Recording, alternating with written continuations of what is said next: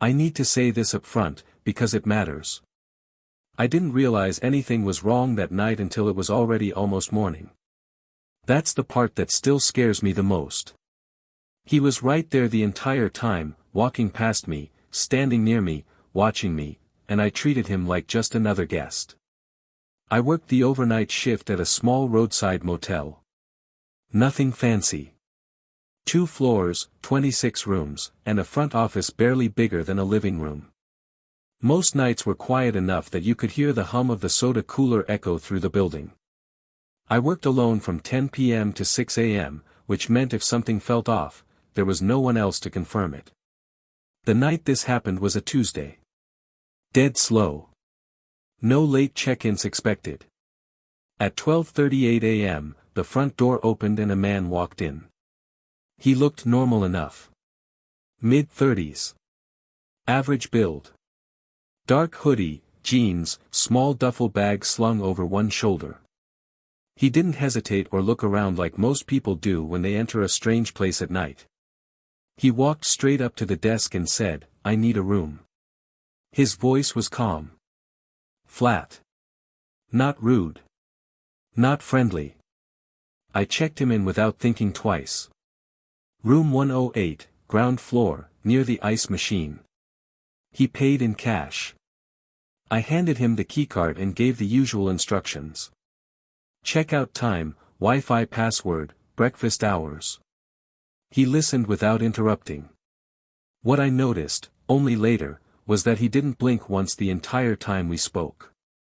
Around 1:40 a.m., I saw him again on the cameras. He wasn't in his room. He was standing in the hallway near the ice machine, facing the wall. Not using it. Not pacing. Just standing there. Guests do strange things at night, especially when they can't sleep, so I ignored it. At 2:05 a.m., he came back to the desk and asked for a towel. I handed it to him. Up close, his eyes looked bloodshot, glassy, like he'd been awake for days. "Everything okay?" I asked. He nodded. "Just can't sleep."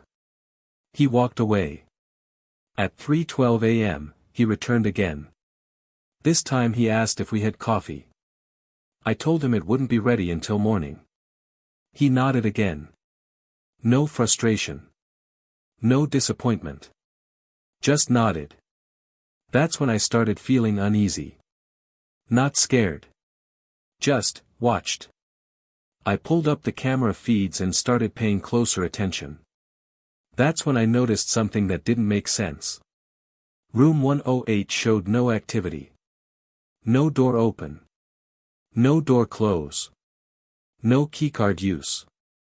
According to the system, that room hadn't been entered since housekeeping cleaned it earlier that evening. But I had checked him into that room myself. And I kept seeing him everywhere else. Near the vending machines. Standing at the far end of the hallway. By the stairwell, motionless. Always awake. At 3:47 a.m., I watched him stand outside another guest's door on the first floor. He didn't knock. Didn't touch the handle. Just stood there, facing it, like he was listening.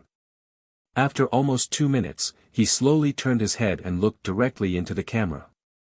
My stomach dropped. At 4:18 a.m., he came back to the desk again.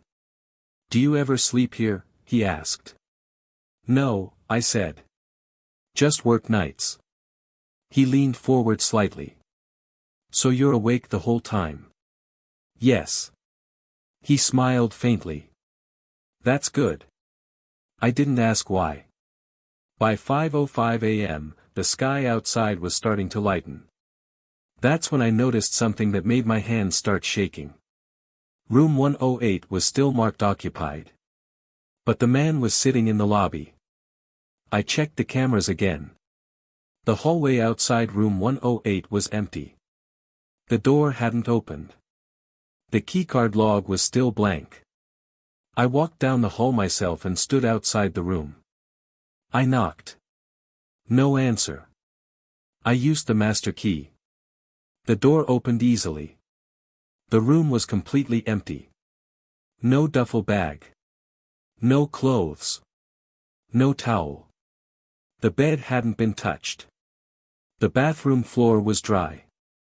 The air conditioner was still set to the default temperature, like no one had ever been inside.